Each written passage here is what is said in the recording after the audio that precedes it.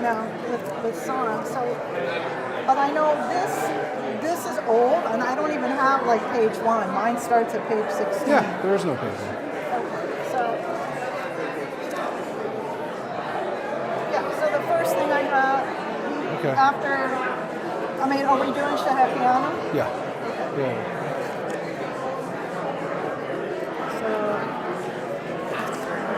So if you turn through the pages and I see a pink one, I'll know we're doing that, okay? Yeah. All right. So I'll stand by here.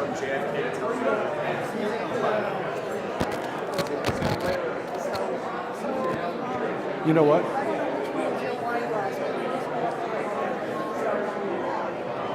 Get whatever wine you want.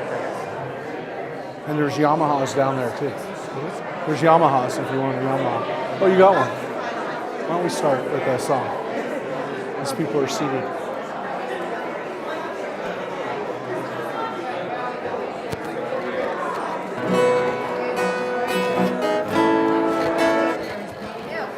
Check it.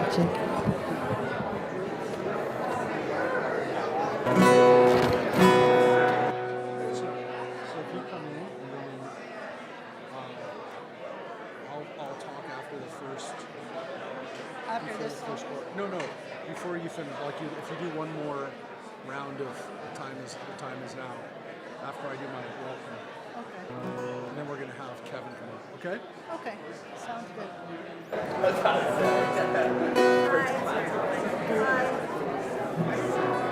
Thanks for making this possible. I'm thrilled, very special.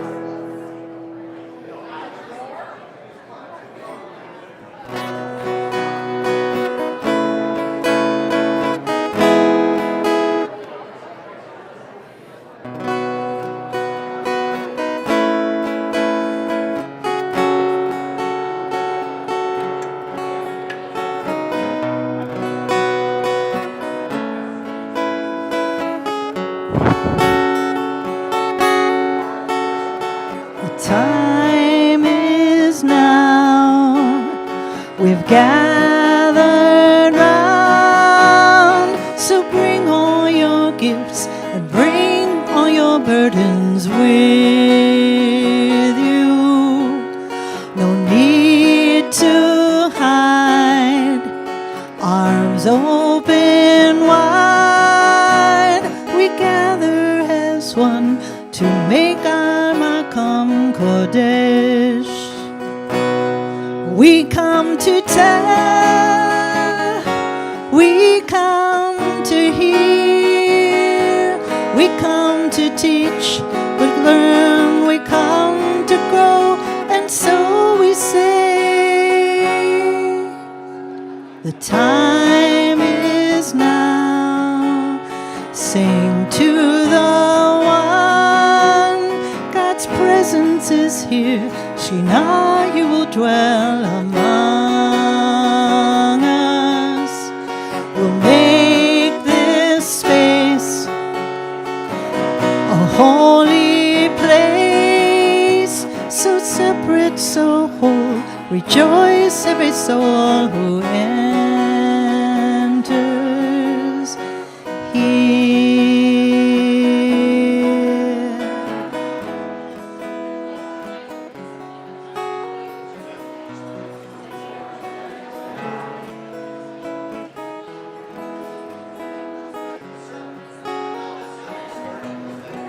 We want to welcome everyone. Welcome.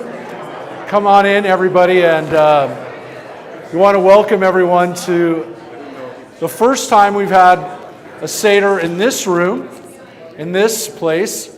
And so as Wendy just greeted us with the song, Time Is Now, and it's a beautiful song by Debbie Friedman, who composed so many beautiful songs for us over her lifetime, which was way too short, but she gave us some great songs for Passover as well. And so we're very grateful to be able to be here and to be able to celebrate Passover. We are very grateful to the people at the SCV Senior Center, and I actually want to invite our friend from the SCV Senior Center that some of you know, Kevin McDonald, if you'd come up and say a few words to all of us about this special place and about what you've been doing. So Thank you so much, Kevin. Can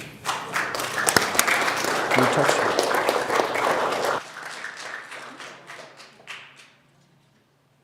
Thank you, and welcome. Welcome to Bella Vita. Bella Vita means beautiful life, and one of our goals in this private nonprofit organization is to provide a beautiful life for our seniors for the whole Santa Clarita Valley and the Antelope Valley as well. So we're glad you're joining us tonight for this special celebration. We're just thrilled. Our staff have been here during the day and our volunteers, and we're just thrilled to have you all for the special Passover celebration. So thank you for coming. We want you to share the word that we're available to the seniors in the community. We have a great social work department upstairs in this building to provide therapy and support and counseling to seniors. We do about 42,000 meals a month out of this facility from Meals on Wheels. And we have lots of other services. And the activity row, which is this beautiful building every day, is filled with seniors doing different activities. So we welcome you tonight, and we're just so glad you joined us. So welcome to Bella Vita.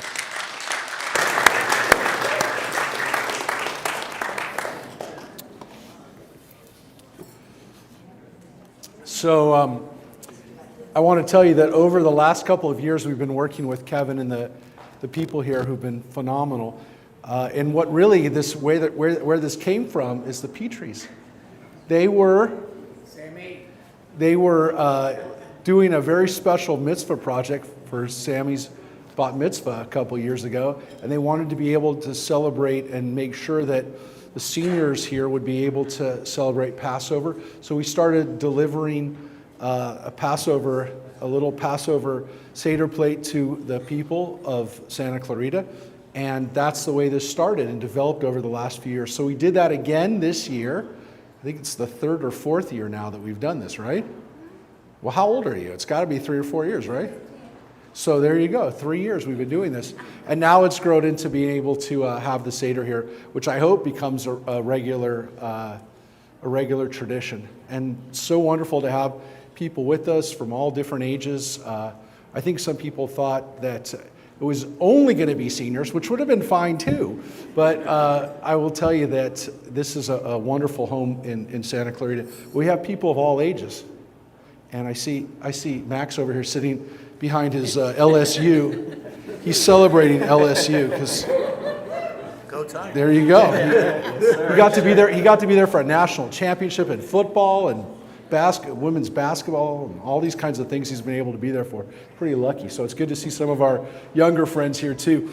We also have somebody though who's not here, and we just passed around a sheet here with a moment for us to also think about this guy and Evan Gershkovich, who was taken last week by the Russians. He's a Wall Street Journal reporter. He's the grandson of Holocaust survivors, the child of refuseniks, of Jews who were from the Soviet Union. When I was a kid, and when some of us were kids, we used to have a special matzah on our tables for the Jews of the Soviet Union. Some of you might remember that.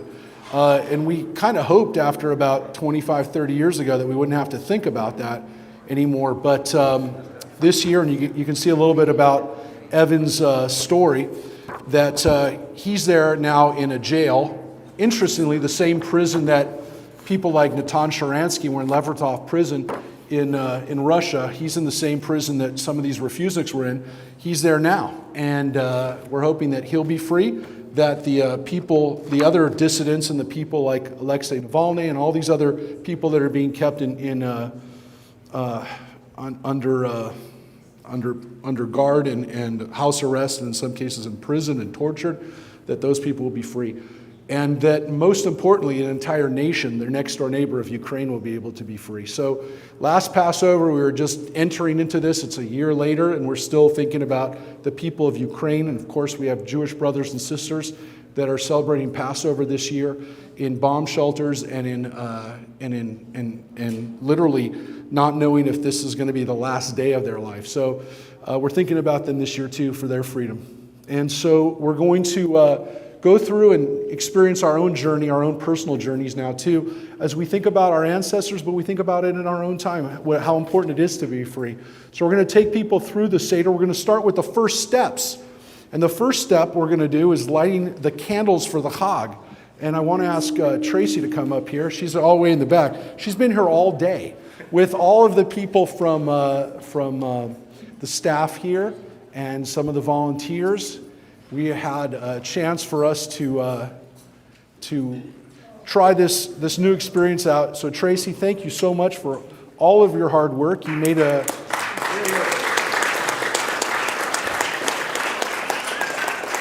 a great Seder for our family last night, and now for 130 of our family members here tonight. So on page 16 in your Haggadah, you can find the blessings for the Yom Tov, for lighting candles for Yom Tov. They're all candles on the table. I pass it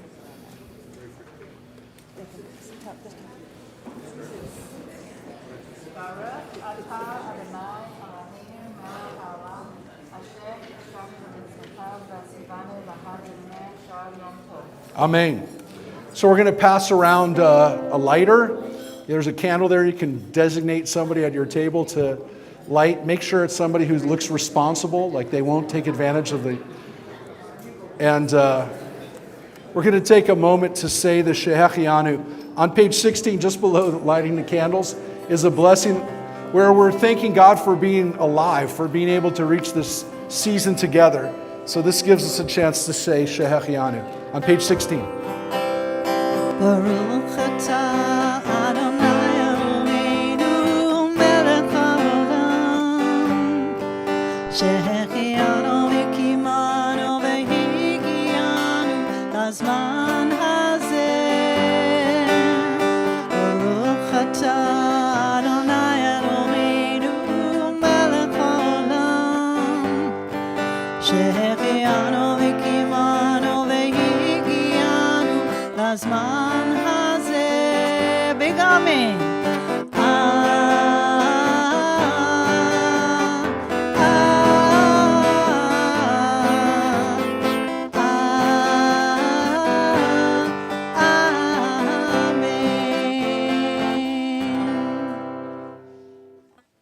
Now I know for some people this is their first time at our Seder at Temple Beth Ami. This is maybe the first time you've ever been to any events as part of Temple Beth Ami, and so we're grateful for you and for your presence. On page 18, we take a moment to think about our families, and again, we welcome everyone as part of the Temple Beth Ami family, but we turn to page 18. This is a chance for us to think about our families, our children, our grandchildren, nieces, nephews, our parents, grandparents, through the generations. As we bless our families, we think about them at the holidays and on Shabbos. We have a tradition of giving this blessing of our ancestors, invoking the patriarchs and matriarchs, and also the Birkat Kohanim, a blessing that the priests gave from the book of Numbers. You can see Numbers chapter 6. We read this last week in our Torah study class, which is every Wednesday nights. We're going through the book of Numbers. And you're welcome to join us online or in person every Wednesday at 7 o'clock. So last night we didn't do it because we had Passover, but every Wednesday normally at 7 p.m. we have a chance to say and learn the words of the Torah every week. So this happens to be from the part we read last week. So we take a moment as we think about the male sides of our family. We say, Yesimcha Elohim ke'Ephraim v'chi Menashe. And for the women, for the girls in our family, we say, Yesimech Elohim ke'Sarah Rivka Rachel v'Leah. And for all of our families, for everyone, we offer the blessing, Yevarechecha Adonai v'yishmerecha, Ya'er Adonai panav elecha v'yichunecha, Yisa Adonai panav elecha ve'asem lecha shalom. May God bless you and protect you. May God's light shine down upon you and be gracious to you. And may God reach out to you in tenderness and give you peace, give you shalom. So think about your family. Take a moment to think about them wherever they are. Send out your blessings, your positive energy as you think about your family now on Pesach and the generations. So we're going to continue with the Seder. And again, the Haggadah that we have, this is from a Haggadah called A Different Night from the Hartman Institute in Israel. And on page 20, we're going to go through the Seder, which literally means order, like the word Sidur, the prayer book. Seder means order. And so on page 20, you can see the different steps that take us from the journey that we're on at Passover towards freedom. These are our steps, our milestones on the path.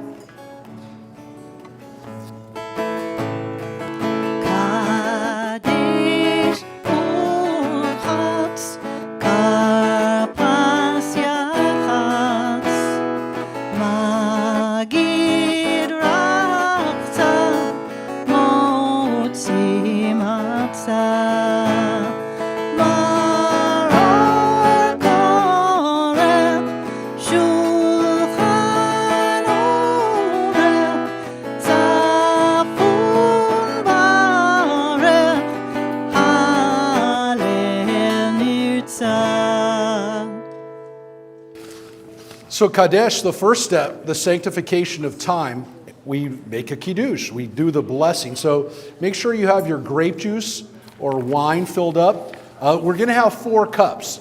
Now the question of how big those cups have to be, well, they have to be a couple of ounces each cup. They don't have to be a full cup, but I'm not going to tell anyone how to drink here. I asked Wendy before. She drank 4 cups before we started. And I said, you don't have to preload. But she was worried about whether she'd get to all of them. So I don't know. But I never tell anybody what to do. So if by the end the last cups are grape juice, that's also still kosher. That's your 5th? Oh. So she's very holy. So we're going to make our kiddush, our blessing, which means, again, holiness. So on page 24, you can see the blessing over the fruit of the vine. And you'll see the blessing over this day, over Passover, our holiday of Matzot, the season of our liberation. Baruch atah Adonai Eloheinu melech haolam borei peri hagafen. Amen. Baruch atah Adonai Eloheinu melech haolam asher bachar banu mikol ha'am v'romanu mikol ha'shon v'kidshanu b'mitzvotav v'atiten lanu Adonai Eloheinu b'ahava moed l'sicha chagim uzmanim l'sason et yom hag hamatzot hazeh zman cherutenu mikra kodesh zecher l'tziad mitzrayim kivanu v'acharta ve'otanu kidashta mikol ha'amim u'moed kodshecha v'simcha u'sason hinchaltanu Baruch atah Adonai mekadesh Yisrael v'hazmanim. Blessed are you who sanctifies the people of Israel and the festivals. L'chaim, everyone. L'chaim.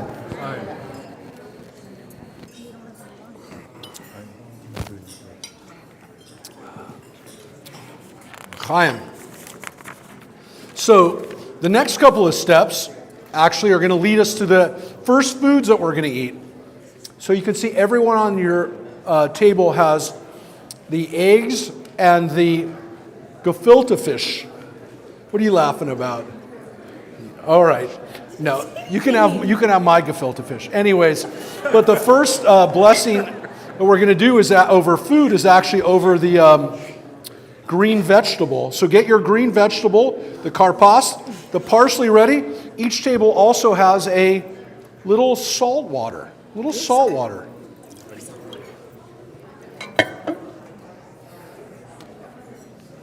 It's in a little cup.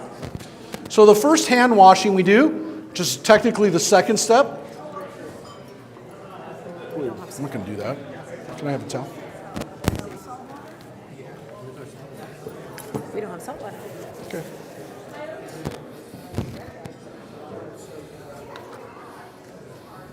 Here, there's a little bit right there.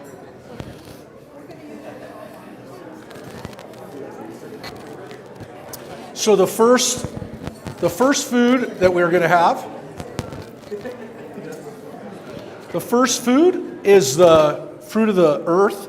So we say the blessing Borei Pri Ha'adamah, and we can have our first. You can have your egg. You can have that in a second. But first, let's dip our green vegetable in the salt water, which is a symbol of tears, right? It's a symbol of the suffering, but a green vegetable, the symbol of springtime. And we've had an amazing spring. We've had a great season of rain. And so now we're seeing beautiful green even on our hills right now. So we're taking a moment as we dip the parsley there.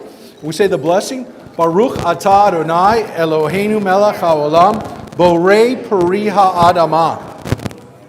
So now please help yourself to the eggs and to the gefilte fish if you want a little hors d'oeuvre, a little snack right now. Because now we come to the part of the Seder where we're going to start telling the story. We can do our song, our Afikomen song. So the next step you can see on page 32. So you're already on page 32. You've gone really fast already. Page 30, because I know some people are ready to eat. But page 32 is the breaking of the middle matzah, which allows us to create an afikomen. And because, we've been at this for a while, we actually have a special bag that's just for the afikomen. So we are going to, we have 3 matzahs. As we take the middle one to break for the afikomen.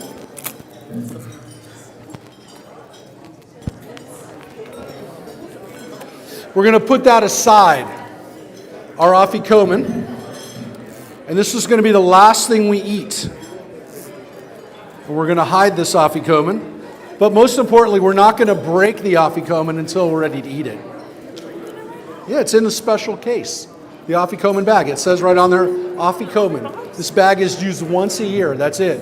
But we have a special song for the afikomen right now. I'm turning it over to Wendy for our afikomen theme song. Okay, this song is not in your prayer book anywhere. It tells a little story about the afikomen. When we get to the chorus, I expect everyone to join in really, really loud. In fact, let's start with the chorus, so you're going to hear what it is. Don't sit on the afikomen. Don't sit on the afikomen. I don't hear you.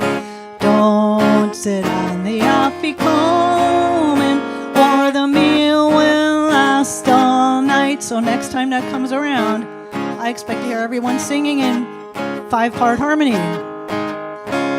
Here's the story. My dad at every Seder breaks a matzah piece in 2 and hides the afikomen half, a game for me and you.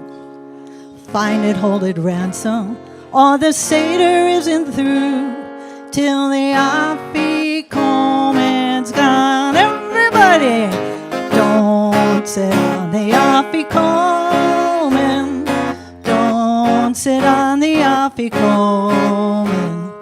Don't sit on the afikomen, or the meal will last all night. One year Daddy hid it neath the pillow on a chair, but just as I raced over, my Aunt Sophie sat down there. She threw herself upon it, awful crunching filled the air, and the crumbs flew all around. Here we go! Don't sit on the afikomen. Don't sit on the afikomen. Don't sit on the afikomen, or the meal will last all night. Well, there were matzah crumbs all over. Oh, it was a messy sight. We swept up all the pieces, though it took us half the night. So if you want your Seder ending sooner than dawn's light, don't sit on the afikomen. Really loud!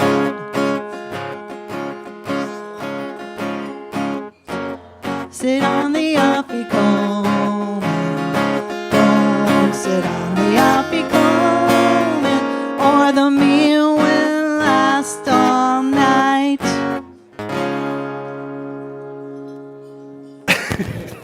All right. So the next couple of songs you'll actually find in your Haggadah. If you turn with us, we're going to start telling the story. The Magid begins with the words halach ma'anya, words that are actually composed, they're written in Aramaic. The traditional Haggadah is almost entirely Aramaic. And these words, halach ma'anya, this is the bread of poverty, of persecution, of not, again, the bread we're supposed to enjoy, which is coincidental because I don't enjoy it at all. But this is a bread that also teaches us to think about other people who don't have a lot. And it says here, let all who are hungry come and eat. Let everyone who has a need for food to have a place at our table. And this year we're still here. Next year in the land of Israel. This year we're still slaves. Next year we'll be free people. So there's an understanding here at the beginning that we're not quite free yet. And we can all kind of meditate and think about what that means as we sing Halach Ma'anya on page 36.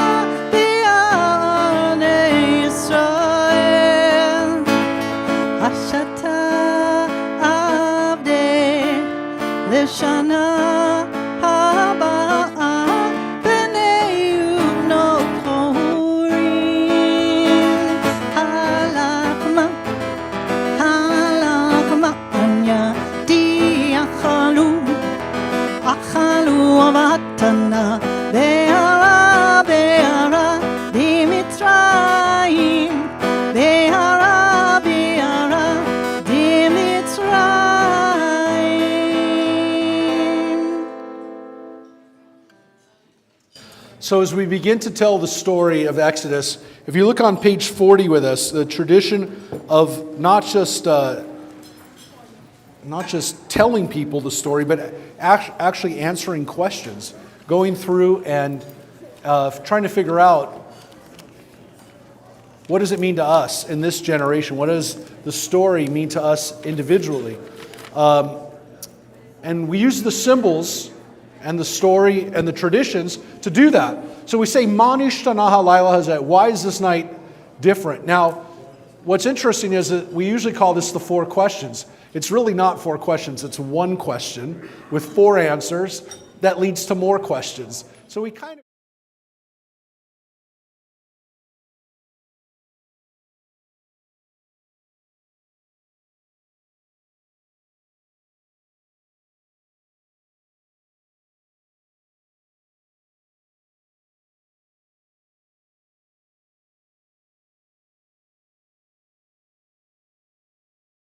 could embarrass people and make the youngest person at each table stand up and do this. So we could do that. We're not going to do that. But we do want to have we do want to have the younger people who are here. We do have some of our kids from the temple who are here tonight from Beth Ami. Wendy sang it with them a couple of weeks ago when we had our model Seder about 10 days ago. We had a model Seder and she did it with them, so they do know it. But we're going to do Manishtana, and again, it's very easy to find. It's the 4 questions. It's on page 40 with the number 4. And let's have at least 4 people sing this with us. But we're going to have Manishtana, and again, this is just a way to prompt us with questions. Does anybody have any questions yet? Any questions before we ask the 4 questions? Or really the 1 question? Any questions? Somebody want to know when we eat? Yeah. Anyways, so that is the question. Manishtana. Page 40. We eat only if everybody sings. That's it. Manishtana halayla hazeh mikol halelut shebechol halelut anoklin hametzu matzah halayla hazeh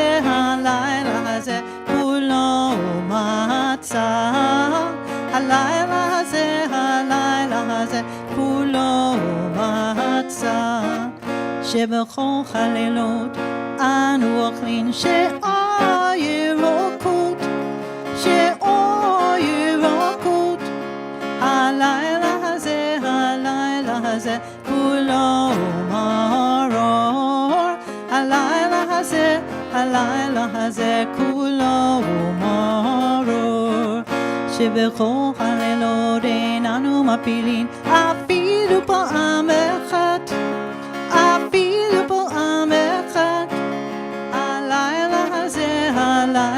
הזה שתי פעמים, הלילה הזה שתי פעמים, שבכל הלילות אנו אוכלים בין יושבים ובין מסובים, בין יושבים ובין מסובים, הלילה הזה כולנו מסובים, הלילה הזה כולנו מסובים.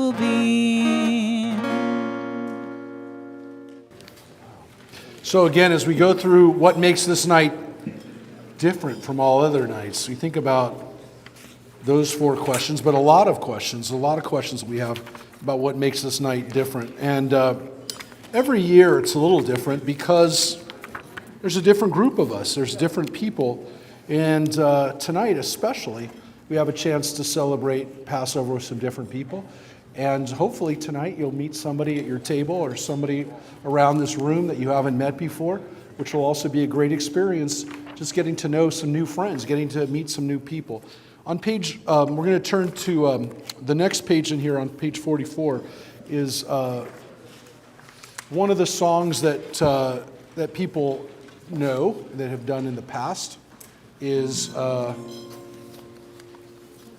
Avadim Hayinu. Oh. Don't need it. So this is, you can see in the middle towards the middle of the page, it says an optional song. The words from the Haggadah say, Avadim hayinu lefaro b'mitzrayim v'yotzeinu Adonai Eloheinu misham b'yad chazakahu v'zroa netiyah. We were slaves to Pharaoh in Egypt. And again, these words, which we kind of say in different forms at different times during the Seder, we've turned this into a song that's been kind of one of the traditional songs of Passover. Avadim hayinu, we were slaves and now we are free people. Ata b'nei chorin. You can see towards the middle of the page, on page 44.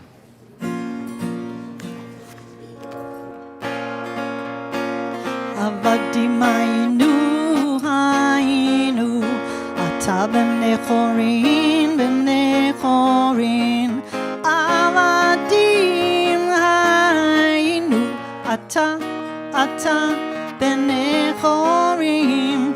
Avadim hayinu, ata b'nei chorin, b'nei chorin. Ata b'nei chorin, b'nei chorin. So we're going to skip ahead a little bit onto page. We're moving ahead. Oh, look, there's more Haggadahs. If anyone doesn't have a Haggadah, we have some extra ones floating around here. But we're going to turn to page 56 for one of the ways we tell the story is through the 4 children. And so I like to do this. Well, I didn't invent this. You can see I didn't write this Haggadah. A lot of people do this as a presentation, as a little bit of a skit. So we have some people that we've traditionally done this with, and we're going to do it again. Yeah, you guys know who we're talking about, the Scots over here, because they did this a few years ago during COVID. They came around. We had to do. You remember this, guys? The 4 children. Well, they don't have 4 sons. They have 3 sons sitting around this table right now.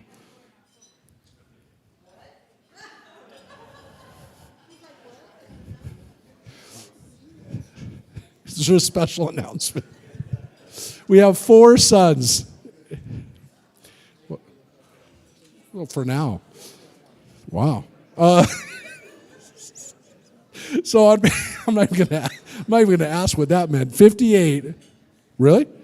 Wow. Is that an announcement? Is that an official announcement? Oh my gosh, I had no idea. I'm not joking. This is a crazy thing. So what did I just say? They have 3 sons, right?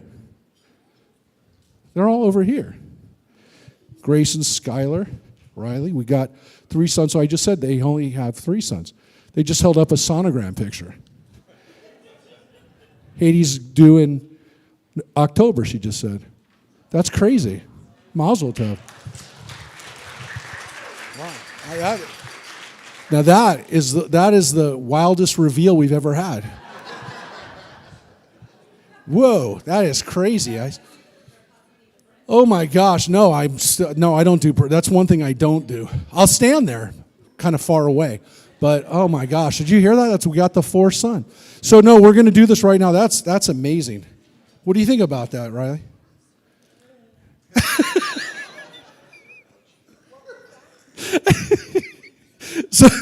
So on page 58, we're going to turn to, you see, 56 is the first picture there of the four sons. Is it actually a son? I mean, you don't know. All right. That is crazy. That is one of the craziest things that's ever happened to me at Passover.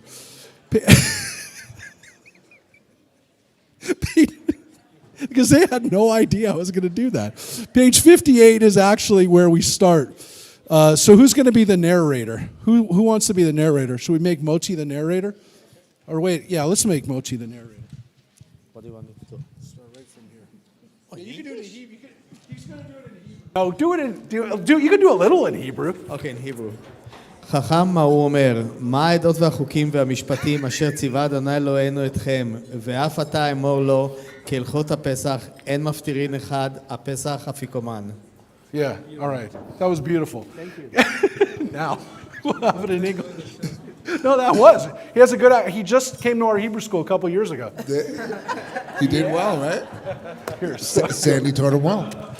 all right, Neil. The He's the Torah narrator. alludes his various places to four types of children: one wise, one wicked, one simple child, and one who does know how. I missed it. Okay, and what? Okay, hold on. We've practiced this before. We've done this many years. Okay. What does the wild child say? Wise child say? All right. Wait, which one of these is the wise child? Yeah, you get to be the wise child this year. Yeah. What are the testimonies? what are the testimonies, the statutes, and the laws which the Lord your God has commanded you? Perfect. And the narrator? Hello, we're back. Okay. Now my eyes are blurred. You must tell him. You must tell him some of the laws of the Pesach, the first parent. We do not proceed to any afikomen after eating the Pesach lamb. Thank you. What does the wicked child say?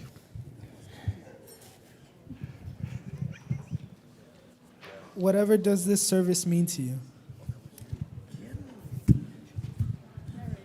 Come on, back to you. We actually did this on TV, by the way.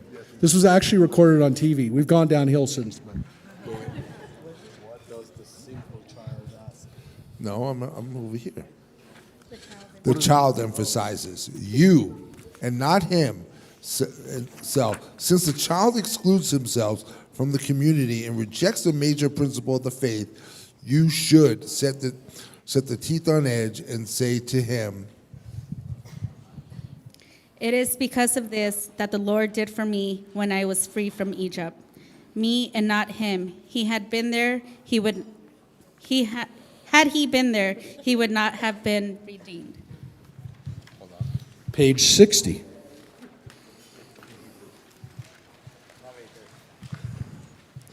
what does the simple child ask?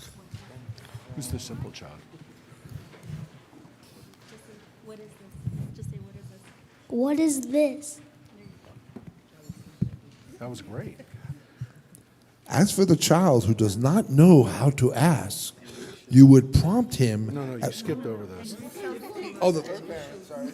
No, you should. By a mighty hand, the Lord brought us out of Egypt, out of the house of bondage.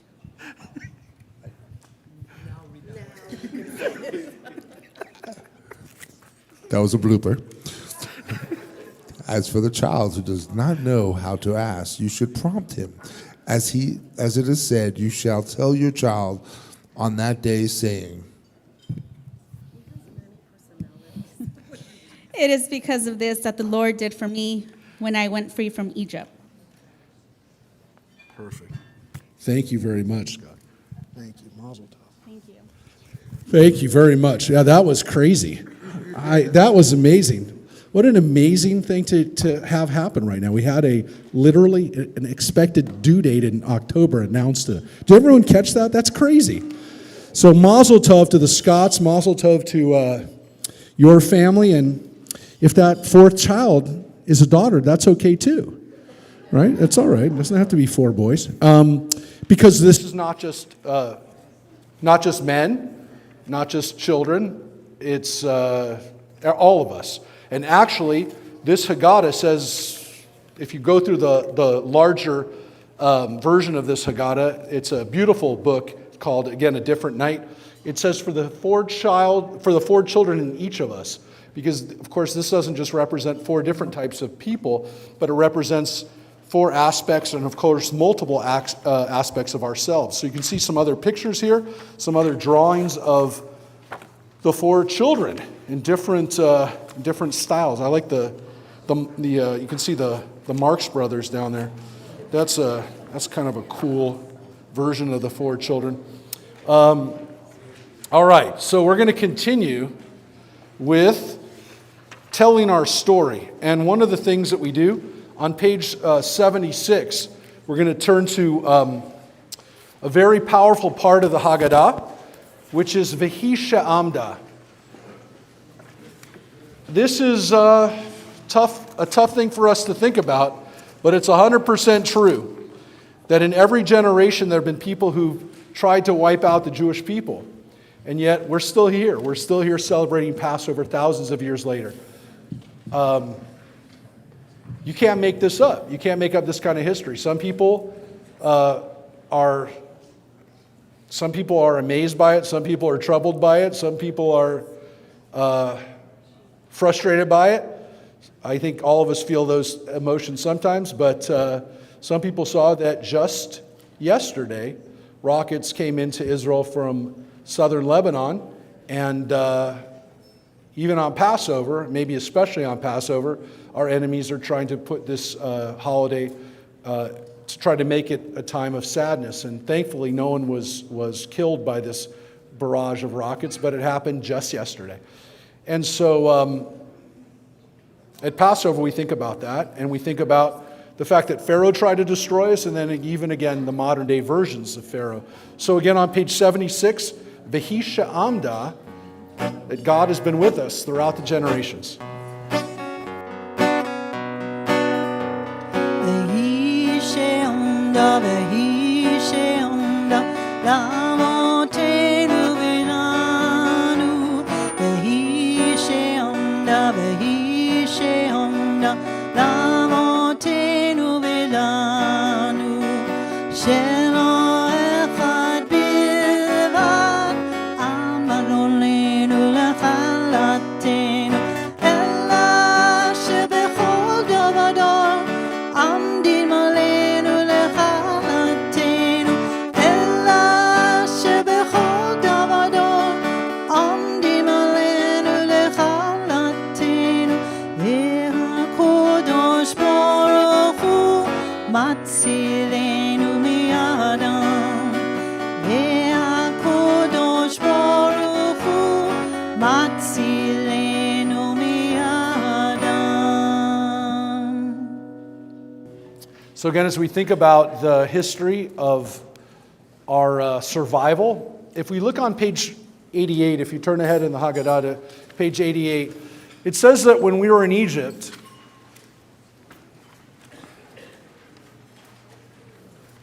V'nitza'ek el Adonai Eloheh. Page 88.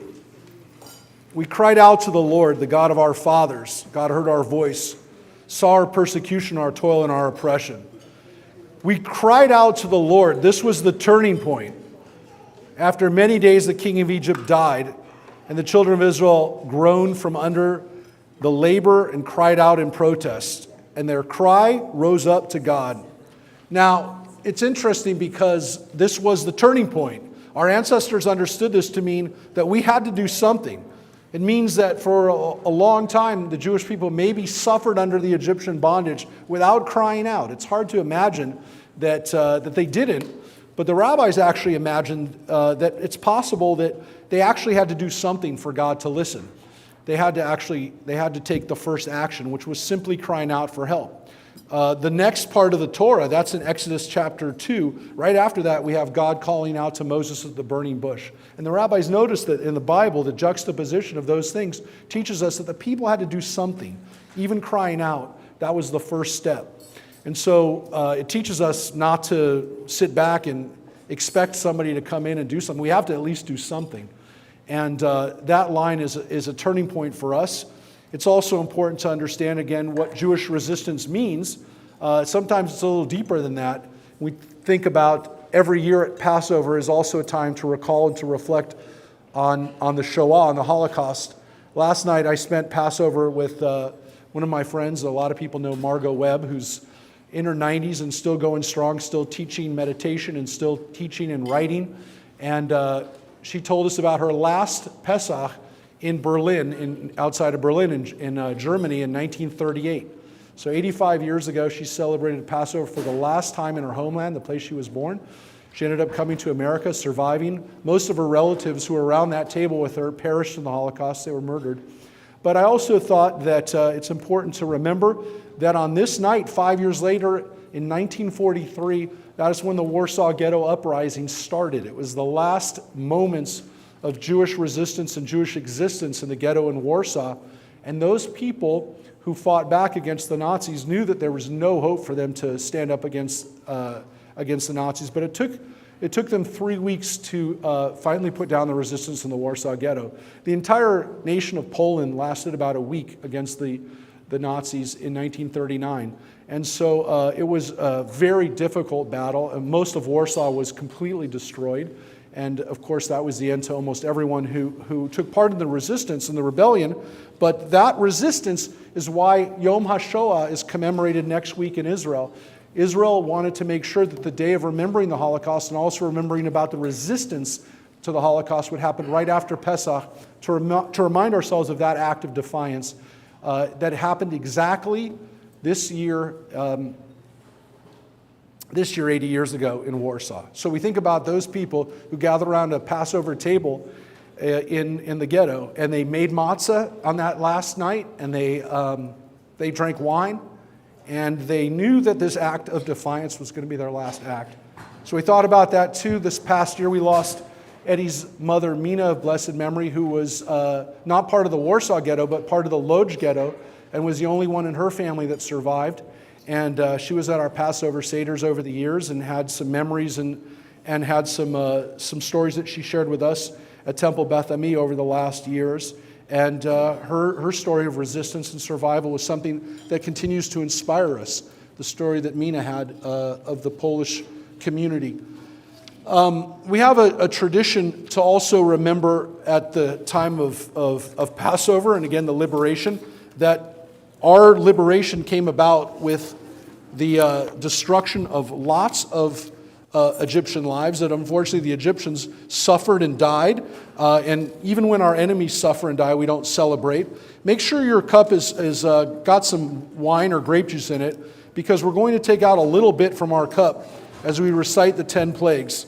And you can find the 10 plagues listed out on page 98. On page 98.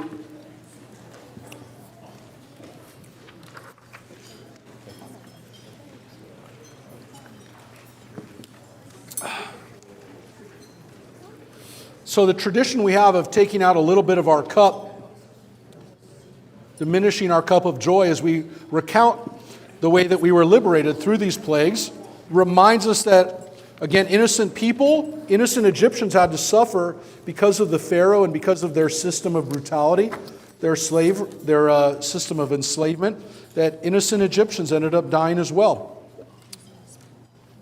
So as we go through the 10 plagues, we'll say them in Hebrew and in English. Dam, blood. Svardeha, frogs. Kinim, lice. Arov, wild beasts or insects. Dever, cattle plague. Shechin, boils. Barad, hail. Arbeh, locusts. Choshech, Makat Bechorod, death of the firstborn.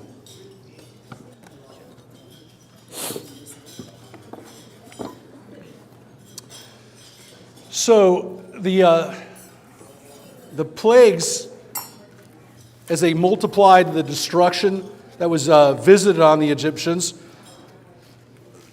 on page 99, you can see one of the songs that we traditionally sing, that we've sung over years at Passover. And again, this Haggadah, which was created in Israel for a lot of Americans who live in Israel. It's a modern Orthodox Haggadah.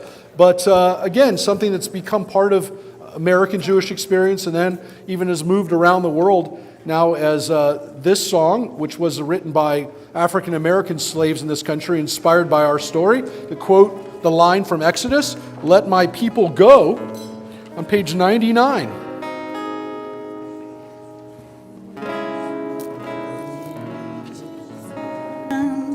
Let my people go. Oppressor, they could not stand. Let my people go. Go down, Moses, way down in Egypt's land. Tell old Pharaoh, let my people go.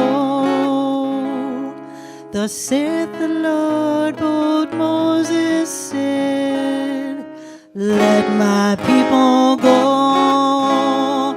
If not, I'll smite your firstborn dead. Let my people go. Go down, Moses, way down in Egypt land. Tell old Pharaoh to let my people go. No more shall they in bondage toil. Let my people go. Let them come out with Egypt's spoil. Let my people go. Go down, Moses, way down in Egypt land. Tell old Pharaoh, let my people go.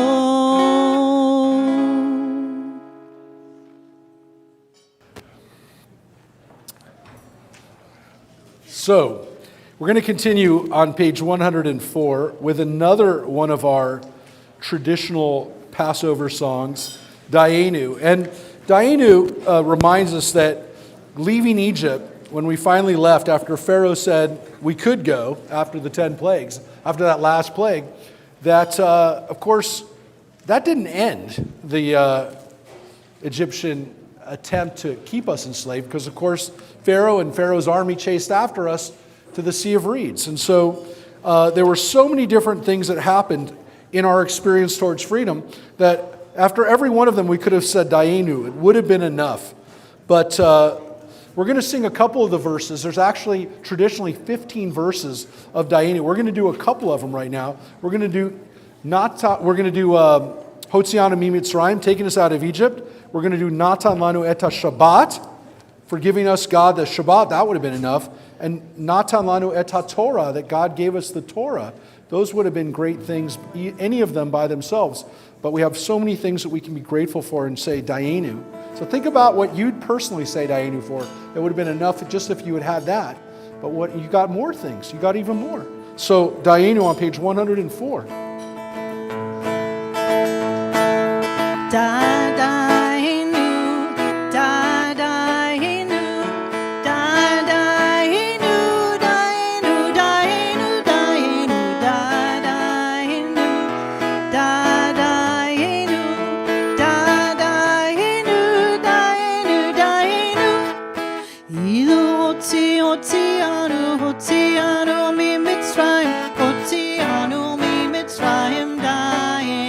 Everybody, Dayenu, Dayenu, Dayenu, Dayenu, Dayenu. Ilu na השבת, נתן לנו את השבת, דיינו, דיינו, דיינו, דיינו, דיינו, דיינו. אילו נתן לנו את התורה, נתן לנו את התורה, דיינו, דיינו, דיינו, דיינו, דיינו, דיינו. Everybody go, דיינו, דיינו, דיינו, דיינו, דיינו. If you look ahead on page 109, this is a contemporary Dayenu. This is not one that we're going to sing, but it's one that was included in this Haggadah, which I said, again, comes out of Israel. It's a modern Orthodox, but one that is also very contemporary and very kind of, again, thinking about our own lives. And this is a contemporary Dayenu, which was written, it was created on one of the previous anniversaries of Israel's existence. This year we're celebrating 75 years of Israel. And this is one that's taking into consideration the modern day things we could say Dayenu for, especially the ones that relate to Israel's history in these last years. So we're thankfully going to be we're going to be going to Israel in about 2 months. And this is the second trip we've had to Israel this year in 2023 for Temple Beth Ami. So there were some people who were here with us on the trip. Stolmans were with us on the trip in February. Who else is here? It was with us in February. That's right. We have not the whole Van Winkle family that was with us, but some of them are back in Germany now and Florida and other places. But Shelley's here. She was with us in Israel. And coming up, we're going to be in June. We're going to be in Israel, and we have some people who are going to be on that trip. The Kivniks are going to be with us, and Millers are going to be there. I see them. They're going to be with us in Israel, and the Kogans are going to be with us in Israel. So there's a real opportunity for us this year to be able to be in Israel to celebrate. We wanted everyone to have a chance to celebrate the 75th birthday of Israel if they could this year. So we have 6 more spots, which is really only 3 more couples. But we took 50 people with us in February, and we're going to have about 40 people with us in June to be able to actually be able to think about this, about the Dayenu of what modern Israel means to us, what it means to the Jewish people, what it means to the entire world, the blessings of Israel that have been able to be spread around the world in these last 75 years. So we have a lot to say Dayenu for. That would have been enough. One of the things that we have to do, according to our sages, if you look on page 110, is explain the things that are on the table, because some of them go back to the Torah itself. Rabban Gamliel said we had to explain at least the 3 things that are mentioned in the Torah. One of them we don't have anymore. We have the Pesach, we have the Passover offering, we have we have the offering that was offered at the temple, also in everybody's home. Because Pesach was one of the offerings that was actually done by a family. According to the Torah, the Passover lamb was slaughtered and had to be eaten on Passover. None of it could be held over. Couldn't have a leftover Pesach. You had no doggy bag on the Pesach offering. And we know that our people love to have a little leftovers, but you couldn't. Not with Pesach. Not with the Passover offering. No doggy bag there. But we have that, again, represented. We think about it, but we don't have it anymore. But the next one, if you look on page 112, we have matzah. And the matzah, again, as the Pesach represented the Passover, the Passover offering, and the fact that God passed over our houses on that night in Egypt 3,000 years ago, 3,200 years ago. On page 112, why do we have matzah? Of course, matzah to remind us that the dough did not rise. As we left Egypt in a hurry, that we took this dough with us, and it became literally a symbol of freedom. This bread that normally would be considered a bread of poverty becomes a symbol of freedom. And then the last symbol we have is the maror, the bitter herb. This is also mentioned in the Torah. It says in the Torah to eat this, the maror, to remind us of the bitterness the experience of being a slave in Egypt. So we have all of these symbols here. We, of course, have the more modern symbols, and by modern I mean they're only 2,000 years old. We have the karpas, the green vegetable, a symbol of springtime. We have, of course, the charoset, the symbol of the mortar and the bricks that we use to build Egypt as slaves. But those ones are not mentioned in the Torah. The other ones, the other three are. So we have those symbols, and we're going to eat them in just a moment. Especially, again, the Pesach, again, is represented, the afikomen, to some extent represents that, and we're going to have a sandwich in just a moment as well. But on page 114, one of the phrases that we have to say is Bechol Dor Vador, page 114. It's very important for each of us in every generation. Bechol Dor Vador, Chayav Adam Lirod et Atzmo, Che'ilu Hu Yatsa MiMitzrayim. It's important for every generation, each one of us, to say, not just our ancestors, but we ourselves were liberated. Again, we're not just supposed to imagine what it was like for our ancestors, but we're supposed to imagine ourselves leaving Egypt. So take a moment, before we eat anything more, before we sing anymore, just take a moment to meditate, to close your eyes, think about you yourself leaving Egypt this night. So just take a moment, picture yourself leaving Egypt.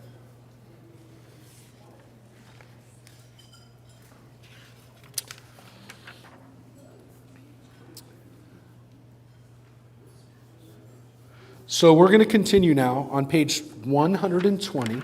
Before we have this cup of wine to help us tell the story, but Seit Yisrael, page 120, Psalm 114, because according to the Bible, according to Psalms, the whole world rejoiced when we became free. Even the mountains danced. Even the rivers flew. They went backwards. They ran backwards when we were free. So this is B'Tzeit Yisrael when we left Egypt. On page 120.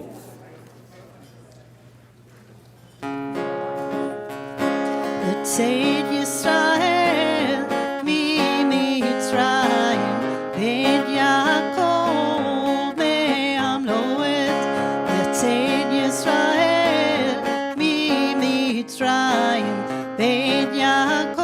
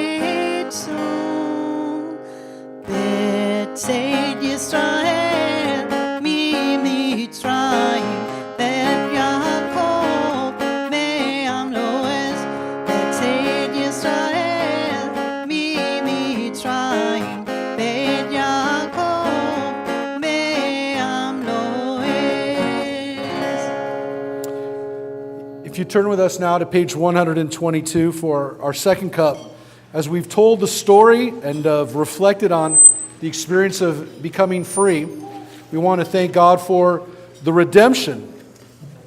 Blessed are you, Lord our God, ruler of the universe, who has redeemed us and redeemed our ancestors from Egypt, and who has brought us to this night to eat matzah and maror. Again, as we hope to be able to go in peace and celebrate future holidays, we want to thank God for our redemption. So we thank God, the source of redemption, Baruch atah Adonai Ga'al Yisrael. And as we say the Kiddush for the second time, Baruch atah Adonai Eloheinu melech haolam borei peri hagafen. Amen. L'chaim, everyone, l'chaim.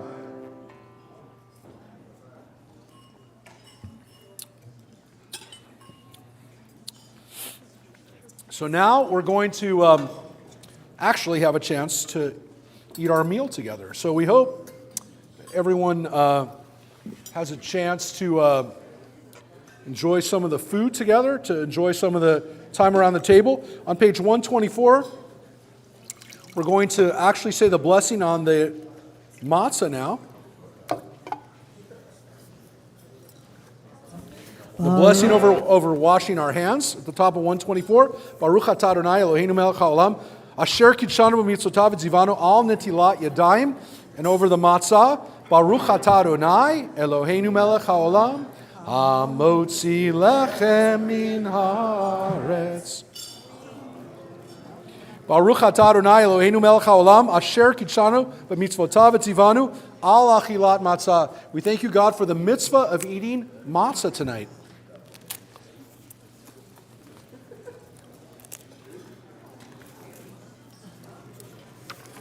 I'll explain dinner when this will be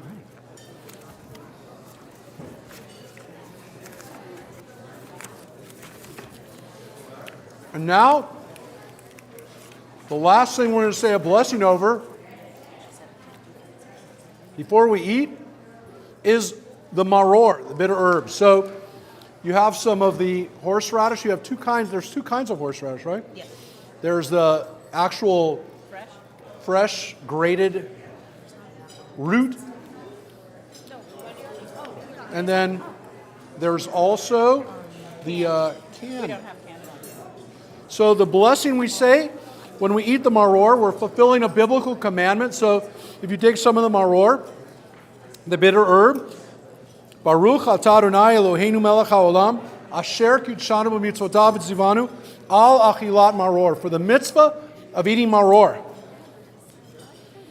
And we have a tradition of eating the matzah, the maror, and we usually put a little of the charoset there, of our mixture of apples and nuts. We have a tradition of having the three things together.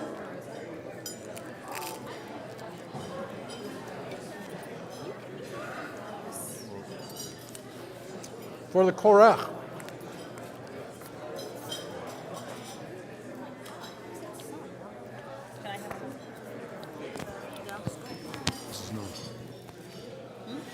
All right, so we're going to explain how we're going to get people to eat now. So I'll turn this over to my wife.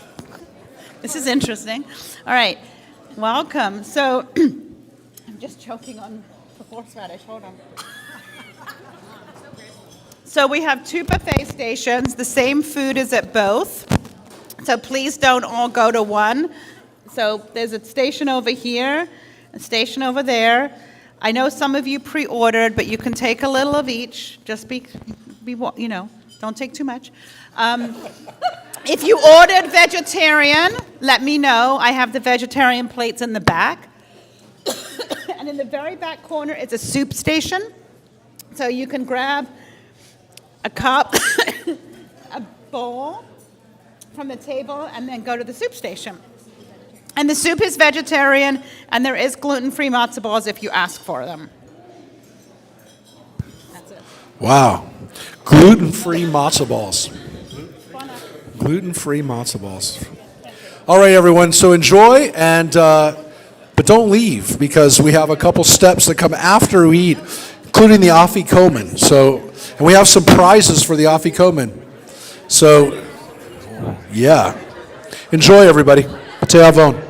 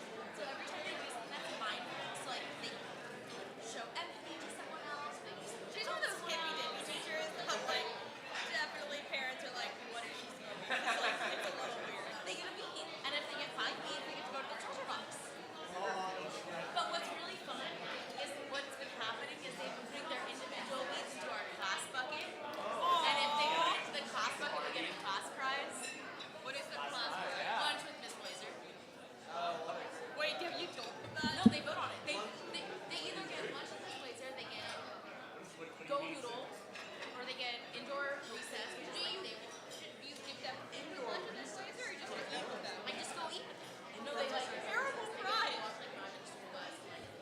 Okay. Which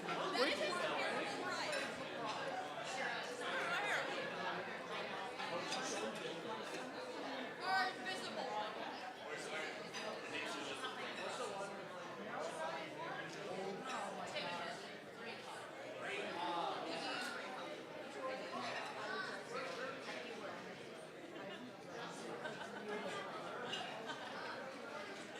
We all grew up fast.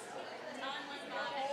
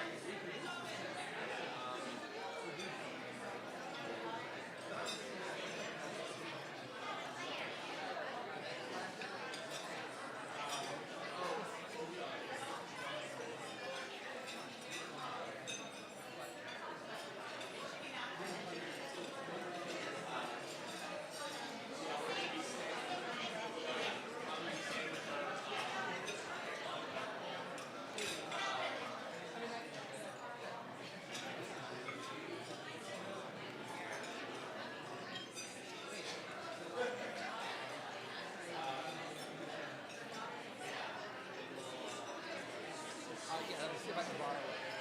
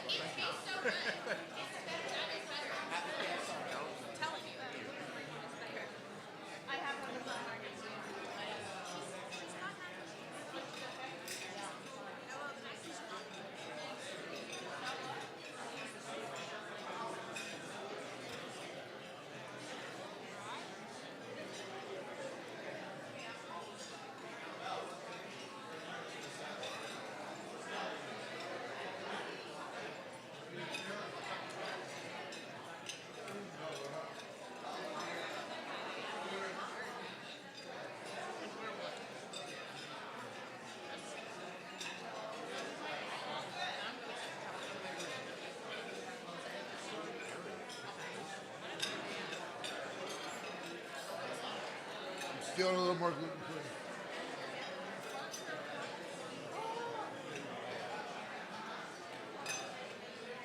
By the way, very good.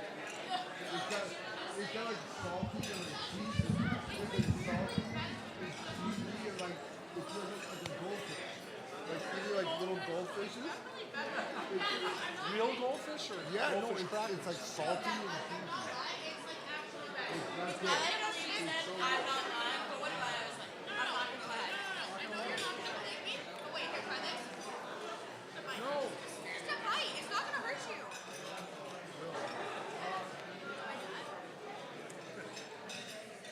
It's weirdly better.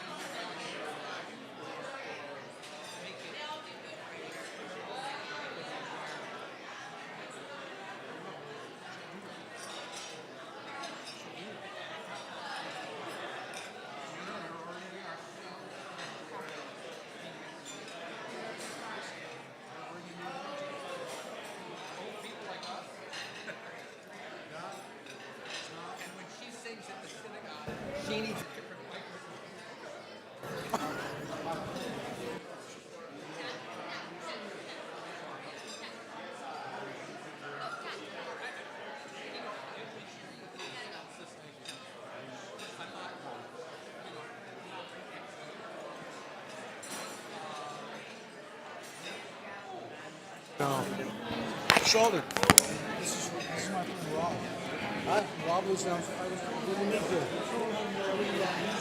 Everything about rock music. Tell him you saw Janice. Tell him how many times you saw Janice Joplin.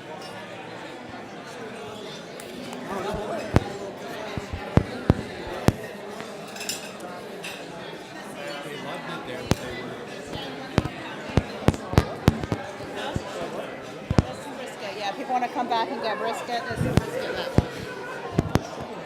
A little bit. So please help yourself. Again, we still have some food left.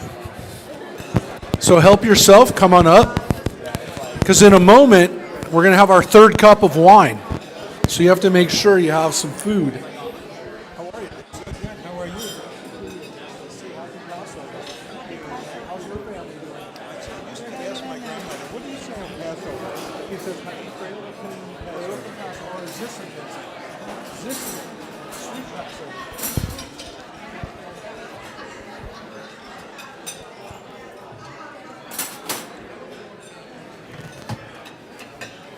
This is my first Passover Seder, and I can say so far I like this. Oh, you like it?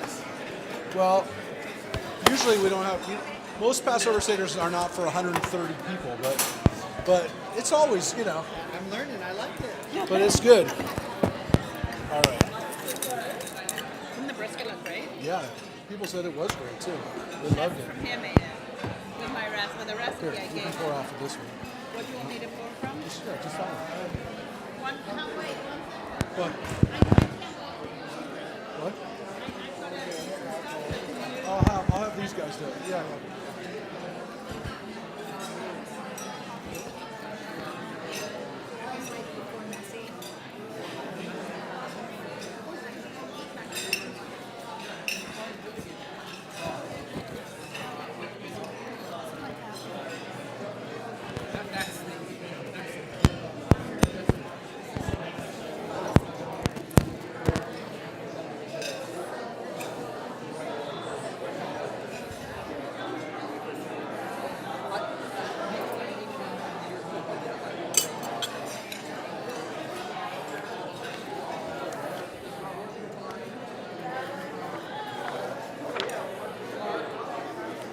The soundboard you have in the synagogue, does it provide phantom power?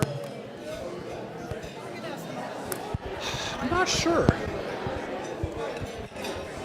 Sitting right next to her as she was singing.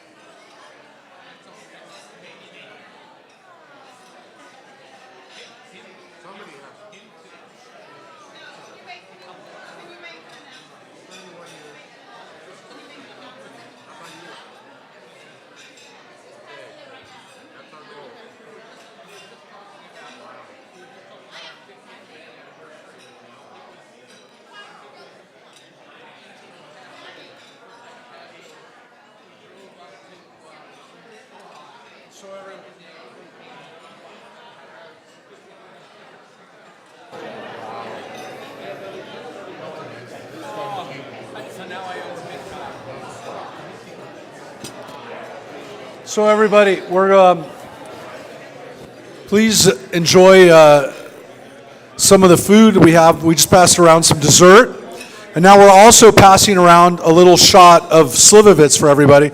But make sure your third cup of wine is filled up, because in a moment we're going to say the blessing, the kiddush. But we're also passing around some slivovitz right now, which is one of the kosher for Passover drinks. It's right here. This is plum brandy, but we're passing some around right now. It's one of the kosher for Passover alcohols. So, plum brandy. People in Eastern Europe traditionally drank plum brandy, and they would make it in their bathtubs and in... No, they make it in distilleries. So it's very popular in Hungary and Czech Republic and Eastern Europe. And so as we're passing around the slivovitz, in a moment we're going to do the Birkat HaMazon, the blessing after meals. So please take a little bit if you want, but make sure no matter what your third cup is filled up, because that's the third cup for drinking the wine. I need it. I need it.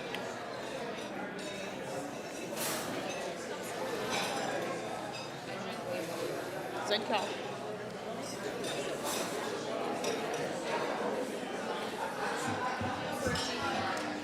All right. So we also have hidden the afikomen. So if any of the kids want to look for the afikomen, the afikomen has been hidden. You don't get no reward. What? You don't get to look for it. You hid it, right? Sarah hid the afikomen. So the kids, you can go around.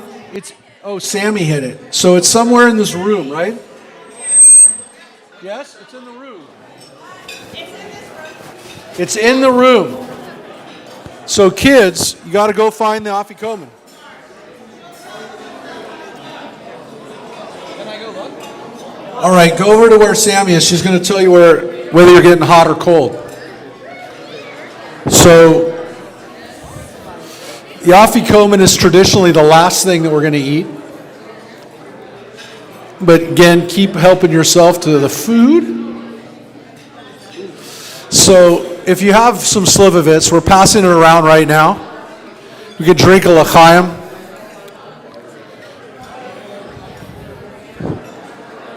We're still pouring some more.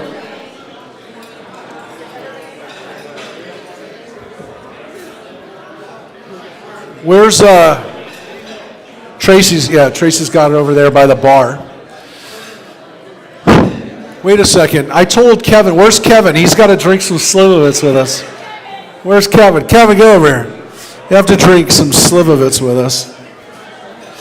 So this is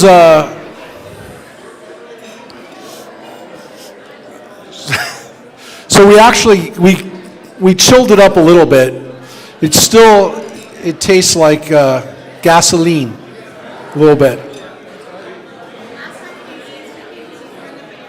It wasn't just drinking. In all fairness, Ian wasn't just drinking slivovitz. But anyways, so if you have some, we're going to drink l'chaim. We're still passing it around to everybody. Wait, come on over here, Kevin. So wait, listen. This is a true story. I'm going to share with you a story. This summer, Tracy and I were in Croatia. We were in Croatia for a few days. And Croatia also is a place where they make slivovitz. There's actually a city called Zadar, and they have Maraška slivovitz there. And they have a tasting room for the slivovitz. And so we were leaving that morning, so I had to go in at 8:30 in the morning to go to the slivovitz tasting. So I was there at 8:30 in the morning to taste slivovitz.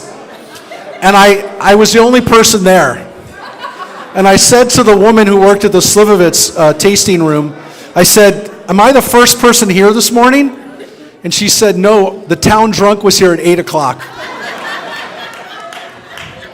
So I said, so what you're telling me is I'm the first foreign drunk that's here to drink for you today. So they said, yes. I said, so get those slivovitz tastes ready. We're going to have some slivovitz tasting at 8:30 in the morning. So that's a true story.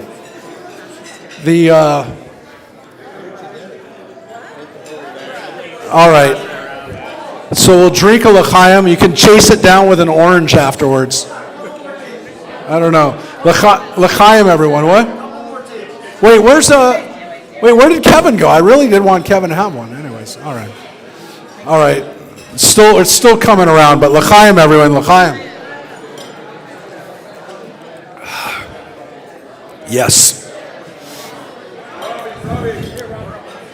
L'chaim. L'chaim. So make sure you have a little bit of your third cup. Your third cup. We're about to have that, so make sure it's filled up. We're going to say the blessing in just a second.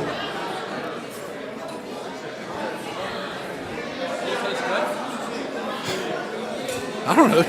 You taste it. L'chaim.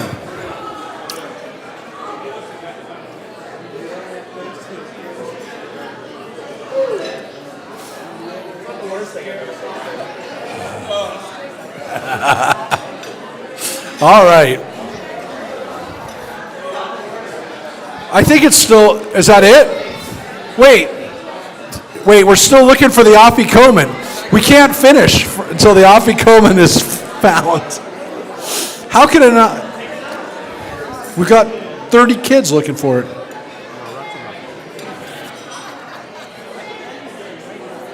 Oh my goodness.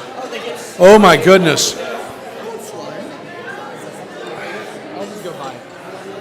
Oh, I don't know where the afikomen is. Don't ask me. Rabbi, it's for you. Well, wait, hold a second. He already had it. He had one, didn't he? Wait, he didn't have one? I saw him drink one. Okay, good. We found one. Found the afikomen. All right. Thank you. Wait, do you want your prize? Okay, kids, you can come up here. All the kids get a prize. You found the afikomen. Who looked?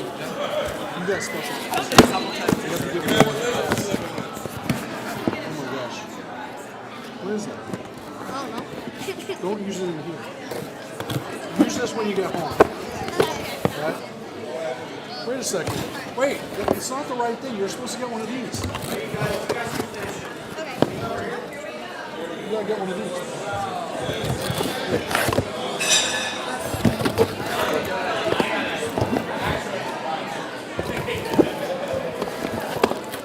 Your brother has the other. You have that goes in there. Wait, come here.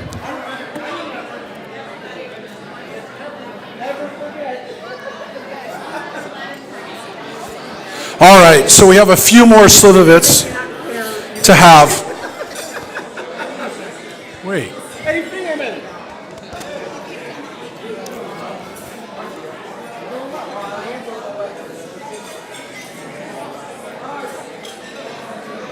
Here we go.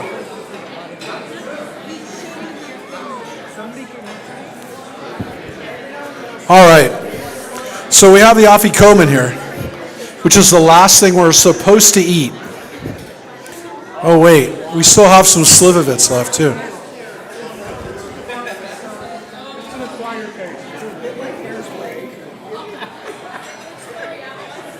That's crazy. All right. Here. There's a few extras here. Raise your hand if you would like one. And you did not get one. Rob has them right up there.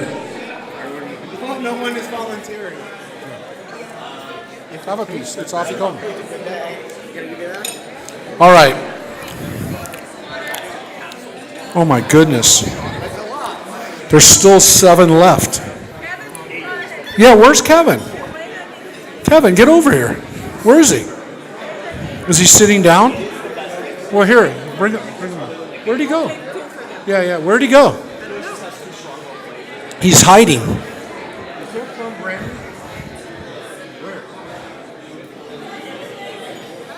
That's not plum brandy. Yes. That's plum. Flavor? Yeah. There is no flavor except lighter fluid. It's plum brandy. What do you want me to tell you? You can't taste the plum anymore. Oh my gosh, you have 3 of them. Wow. I'm very impressed. All right. All right. So we had a little of the afikomen, and we have our 3rd cup filled up of wine. And so the tradition now is to say the Birkat HaMazon, the blessing after meals.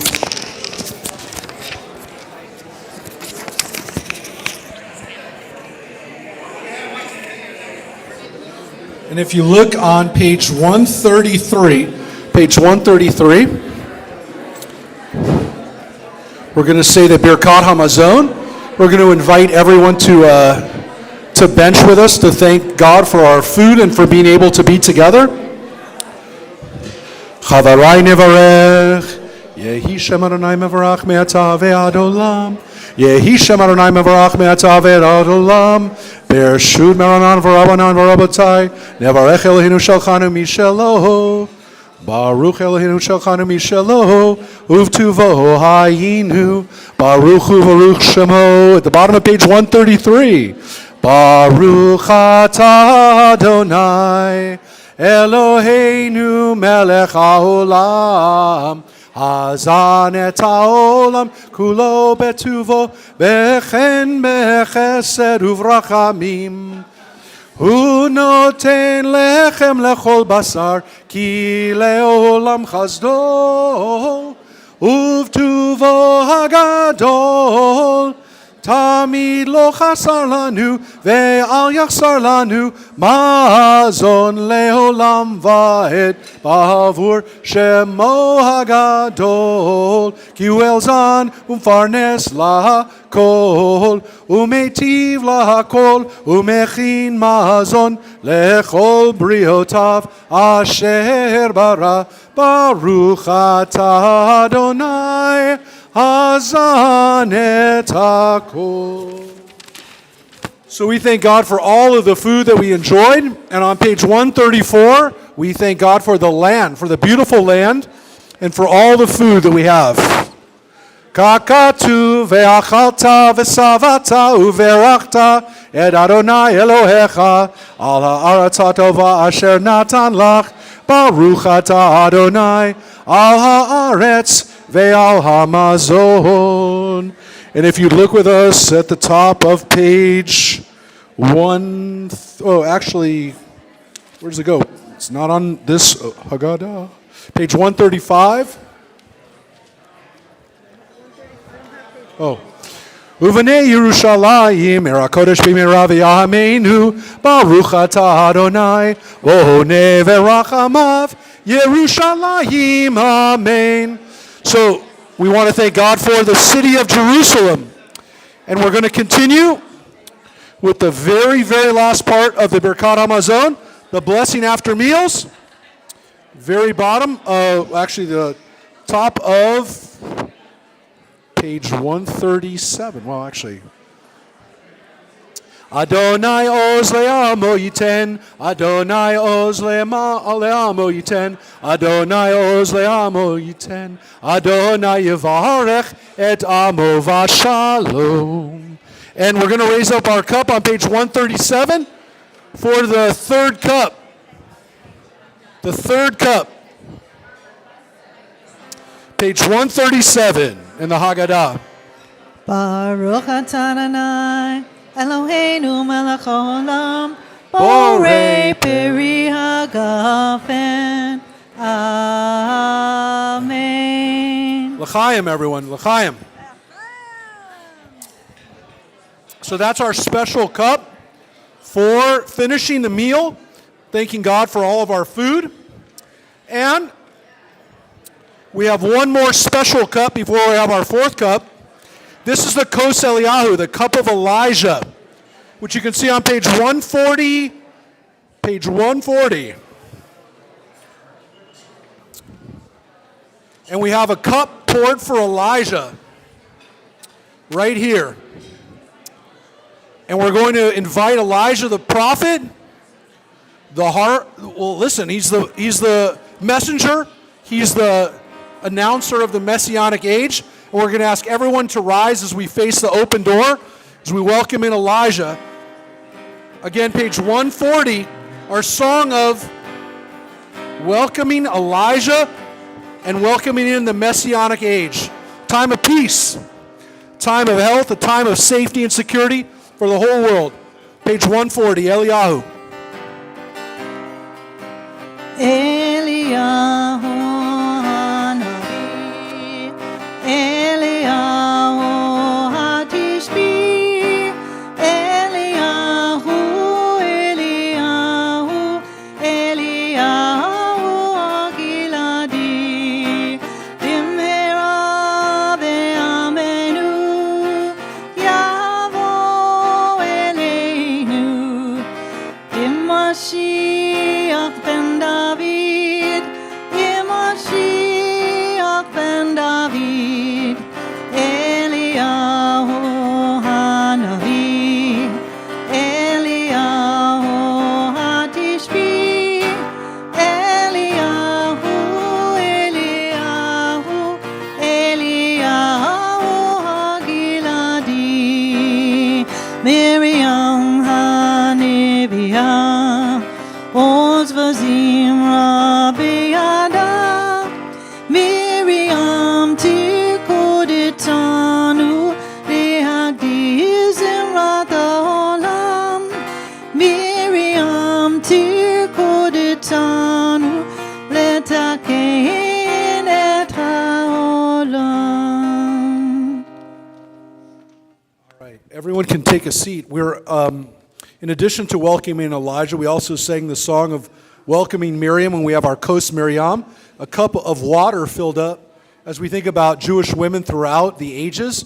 So the Kos Miriam, the cup of Miriam, is a newer tradition, but it's one to remind us of the important role that women have had throughout Jewish history. So we have two cups, Kos Miriam and a Kos Eliyahu. We have a time now to fill up that fourth cup. This is the cup for the last part, the part of singing, the part of concluding the Seder. And again, the tradition is, for this fourth cup, is our conclusion of our last part, the Hallel and the Yirtzah, the time of singing and the time of wrapping up our Seder together. We're going to sing some songs, and the tradition that we have is to turn to some of the traditional words. On page 147, one of the traditional sections of the Haggadah is the great Hallel, Psalm 136. And the refrain from it is, Ki le'olam chazdo. Give thanks to God, for God is good, for God's kindness is forever. So we think about all the good things that we have in life. We have all the blessings that we have. And of course, some of them go back to the Bible. They go back to our Exodus, to what we're thinking about tonight. But we think about all the great things that we've had. And so the Psalm 136 begins, give thanks to the Lord, for God is good. Ki le'olam chazdo, for God's kindness, chesed, is forever. God struck Egypt's firstborn and brought Israel out from their midst. Ki le'olam chazdo, with a strong hand and an outstretched arm. Ki le'olam chazdo. God split the sea of reeds and made Israel pass through it. Ki le'olam chazdo. And God hurled Pharaoh and his army into the sea of reeds. Ki le'olam chazdo. God led his people through the wilderness. God took note of us in our degradation and rescued us from our enemies. Ki le'olam chazdo. And it finishes with these words, God provides food for all living things, for God's kindness is forever. Ki le'olam chazdo. And again, just as we said at the Birkat Hamazon, we thank God for all of these great things that we have, all the things that we have in our lives that, again, tonight we're very grateful for. We say, Ki le'olam chazdo, for God's kindness is everywhere. So, again, if you look on page 149, the last cup is, again, the cup that we conclude and finish up the Seder with. But we always sing some songs, but we want to tonight do something else.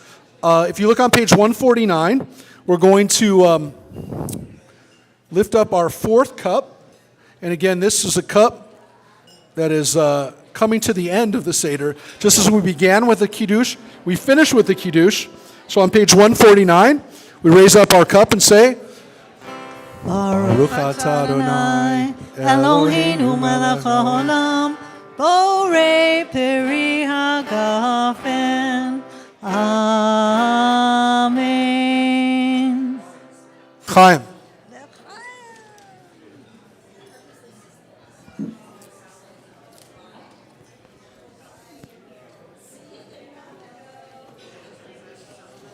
Folks, did we ever find Kevin? Did Kevin come back into the building? He still doesn't want to have any slivovitz with us. All right. No, but we're going to. We traditionally have a couple songs that we do at the conclusion, towards the conclusion of the Seder. One of the songs we're going to do is a beautiful song on page 154. Is Adir Hu. But before we do that, if you look on page 150, one of the traditions we have is to count the days from Passover to our next Chag, our next biblical holiday, Shavuot. And so tonight is the first night of counting the Omer. And the Bible actually is pretty specific that we're supposed to count these 50 days. And as we count through the days, we think about our ancestors who harvested during this time. They would bring in their grains and they would hope that they'd have a good harvest all the way through to the Shavuot harvest. And so tonight is the first night of that period, that Omer period. And so we thank God for this mitzvah, which is mentioned in the Torah pretty specifically, that we're supposed to count these days, the Omer period. Baruch atah Adonai Eloheinu melech haolam, asher kidshanu b'mitzvotav etzivanu al sfirat ha'omer, for the mitzvah of counting the Omer. And tonight is the first night of that period, hayom yom echad le'omer. This is the first time that we've had the ability to do that for this year, to count those days off, the 7-week period between now and Shavuot. So now, on page 154, we sing the song Adir Hu, which goes back, as you see, this is a 15th century song. This is about 500 years old, so it's pretty new for us. And this is an alphabetic acrostic song, Adir Hu.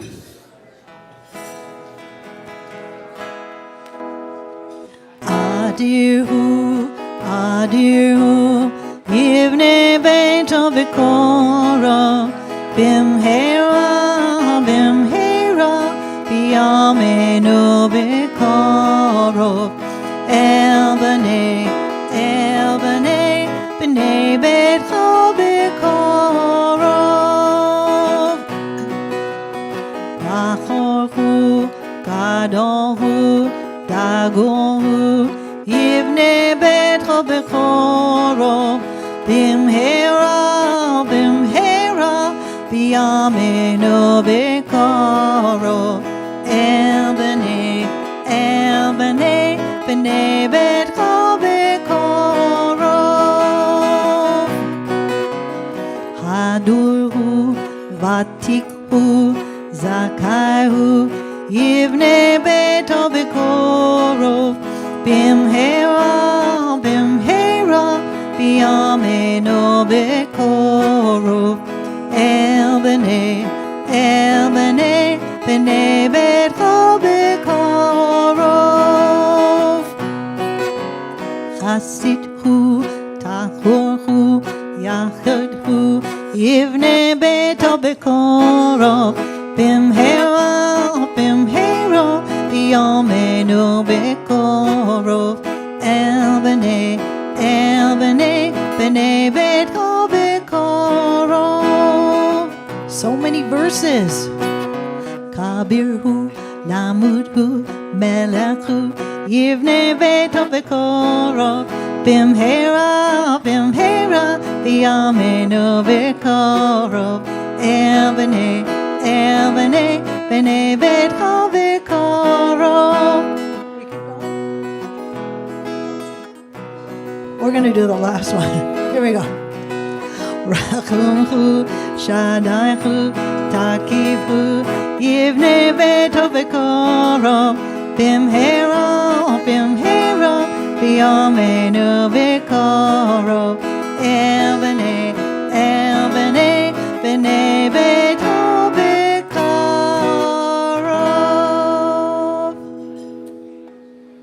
So we have on page 156, you can see one of the other traditional concluding songs is Echad Mi Odea. This is they say It's a Jewish trivia song, but it's Who Knows One. You're supposed to go through. We want to bring out for a toast. Yeah, Kevin is here now. So Kevin, here you go. You got one. You got two.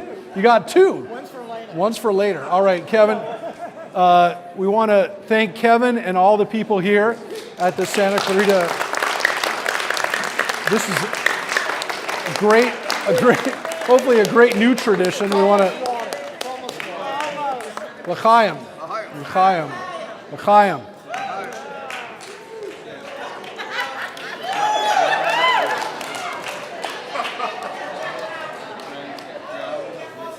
Kevin, do you like that?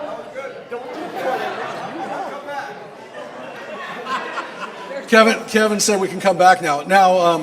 Well, let's hope, it was really, really wonderful being here, and let's hope, again, that we are able to come back here. He's going to start serving that now at the senior center. See how the seniors do. Keep them alive. Keep them strong. Keep them healthy. Anyways, I don't know. So we're going to do the counting song. And normally we have a few more shots before we do this. Mainly because the tradition is to do this in one breath. You're supposed to do this in one breath. Are you guys going to do it or not? Just look at it. Just stare at it. Are you waiting for it to evaporate? I put it right in the middle. Exactly. All right. Now we can party over it. Okay, there you go. All right. All I want to say is these recent college graduates. He's more of the college graduate. What do you also? Chaim. You went to LSU. It doesn't matter what. All right. L'chaim. So now we do Who Knows One. Now, again, the tradition is to do this after you've had a few shots. Echad mi yodea, echad ani yodea, echad Eloheinu, Eloheinu, Eloheinu, Eloheinu, Eloheinu, sheba shamayim uvaharetz. That there's one God. That's the easy one. Now we go through. Two, right? Shnayim yodea, Shnayim ani yodea, Shnei luchot habrit, Echad Eloheinu, Eloheinu, Eloheinu, Eloheinu, Eloheinu, sheba shamayim uvaretz. Don, are you doing this with us? You're good. Don's good at trivia. Shlosha, the three, right? The three fathers. Shlosha miyodea, Shlosha aniyodea, Shlosha avot shnei luchot habrit, Echad Eloheinu, Eloheinu, Eloheinu, Eloheinu, Eloheinu, sheba shamayim uvaretz. For some reason, Don just said the three was the Trinity. He's not correct. Anyway, he's correct, but not tonight, okay? Come on, Don. Anyways, four. What's four? The four mothers, right? Sarah, Rebecca, Rachel, and Leah. Come on. Arba miyodea, Arba aniyodea, Arba imaot shlosha avot shnei luchot habrit, Echad Eloheinu, Eloheinu, Eloheinu, Eloheinu, Eloheinu, sheba shamayim uvaretz. Now everyone knows, goes all the way up to 13. Now the tradition is to do this in one breath without stopping.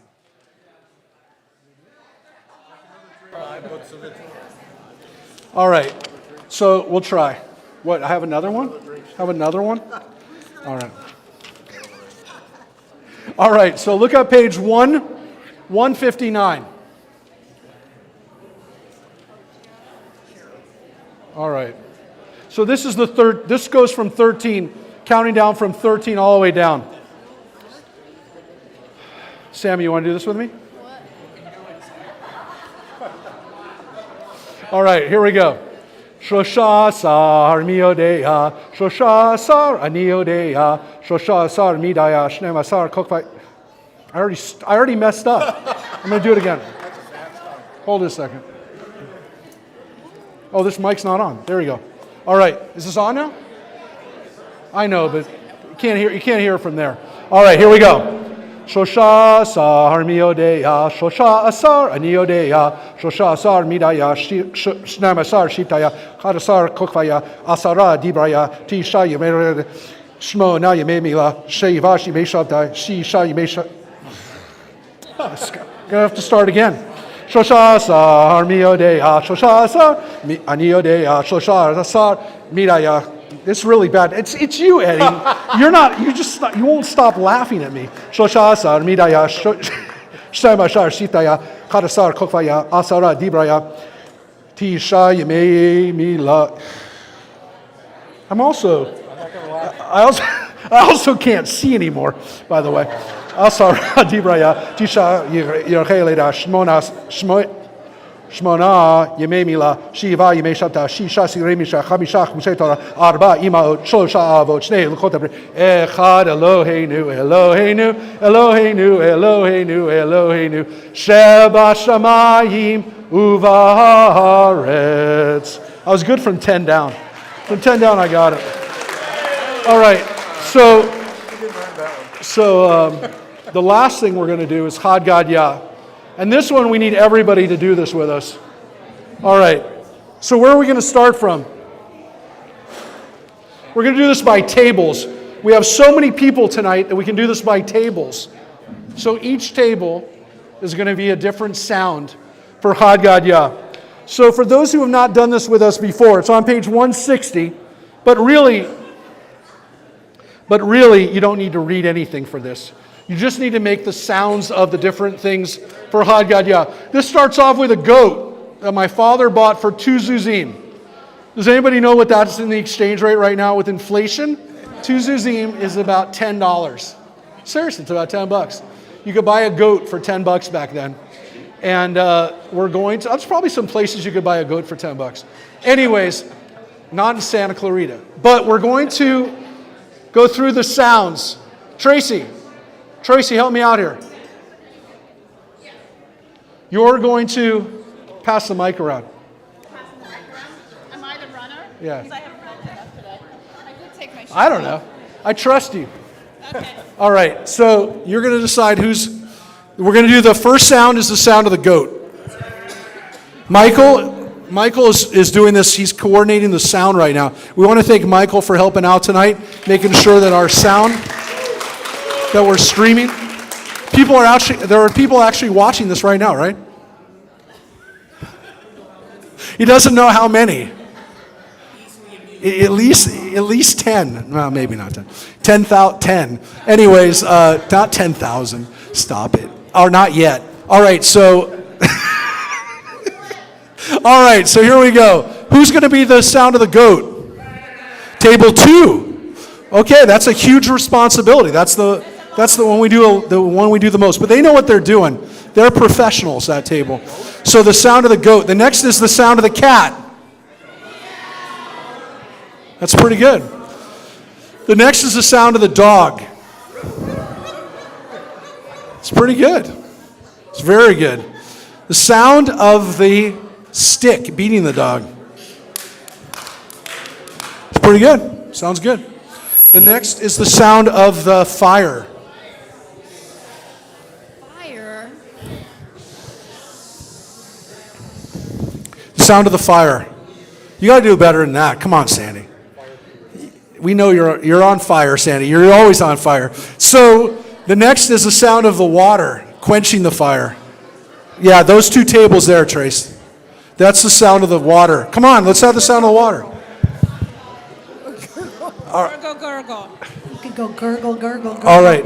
Then the sound of the ox drinking the water. The ox. Just make the ox. You don't have to have the ox actually drinking the water.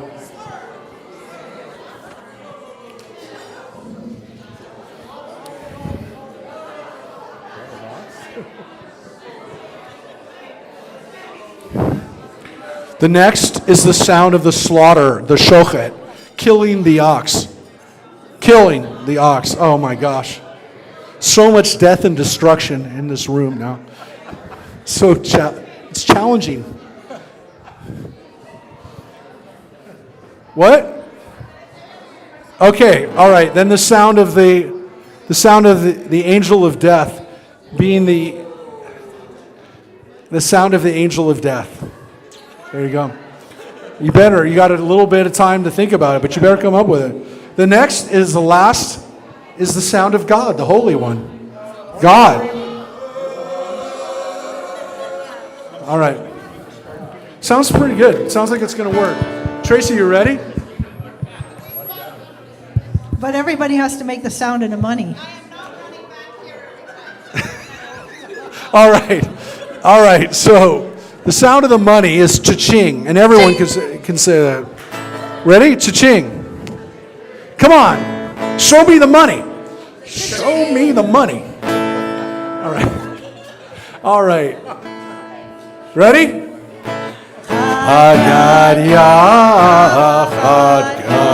A goat.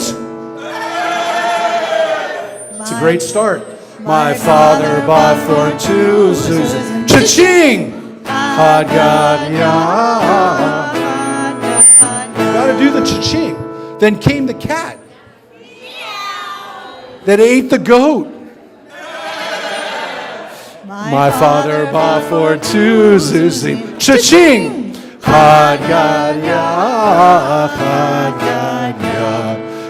Then came the dog.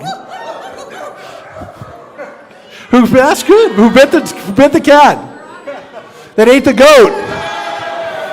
My father bought for two. Cha-ching!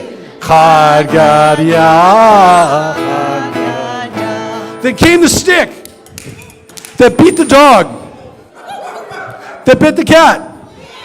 That ate the goat. My father bought for two Susie. Cha-ching!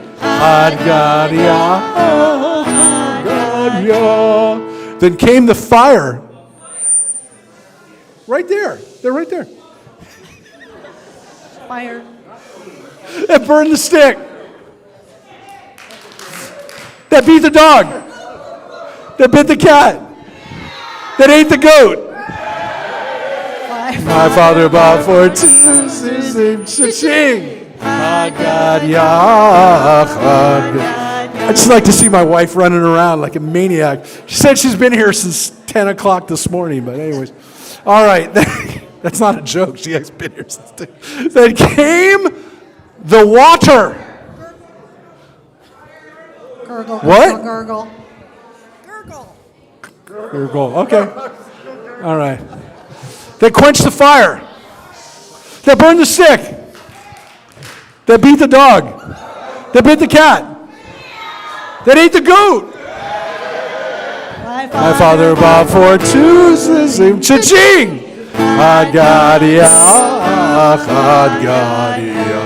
Then came the ox that drank the water, that quenched the fire, that burned the stick, that beat the dog, that bit the cat, that ate the goat. My father bought for two Susie. Cha-ching! All right, we only have a couple more, so you gotta get ready. It's gonna go faster. Then came the slaughterer, the shochet. Very good. Who killed the ox? Who drank the water? That quenched the fire. There was a premature gurgle on that one. I heard that. Can you say that? I don't know. Yeah, the stick. They beat the dog. They bit the cat. They ate the goat. My father bought for two Susie. Cha-ching!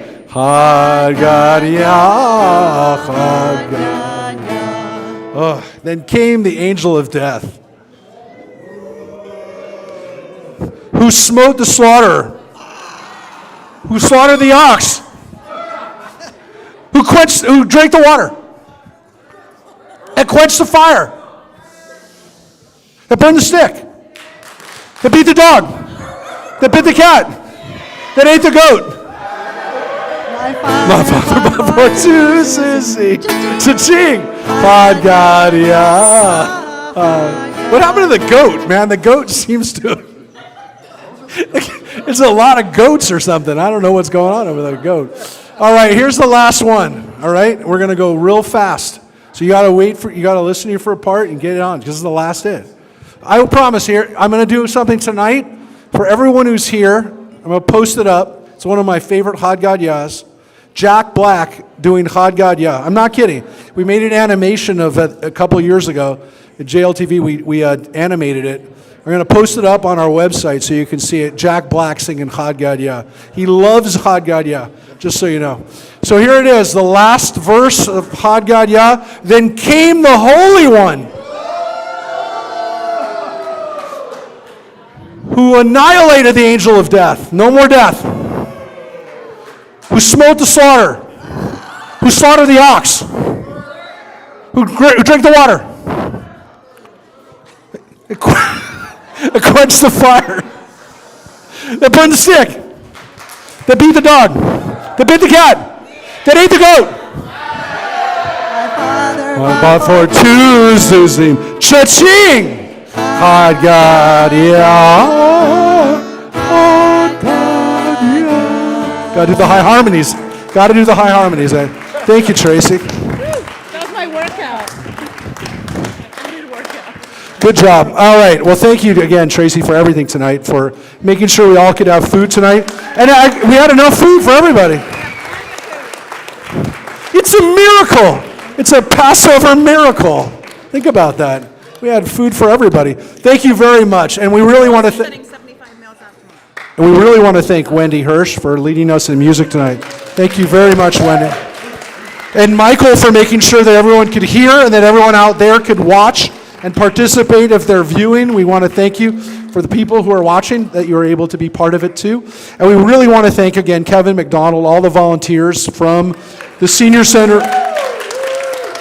who made this possible tonight. We want to thank Chris. We want to thank Chris in the kitchen, who's been here all day. We've known Chris since he was a little guy, and now he's a chef. He works over at BJ's. And oh, by the way, we can also plug Neely's Skillet.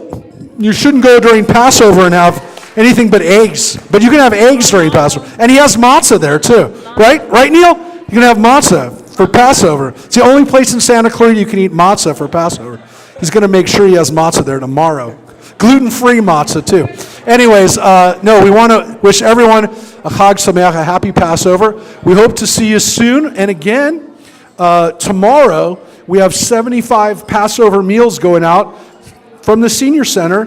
And we want to thank this very special family for helping to make sure that happened again this year. Thank you, guys. So, Chag Sameach, everyone. And again, thank you for being a part of our Beth Ami very special Seder that we had this year at the SCV Senior Center. Thank you, everybody, for helping out. Any other announcements? Any other things we should make announcements for before we go?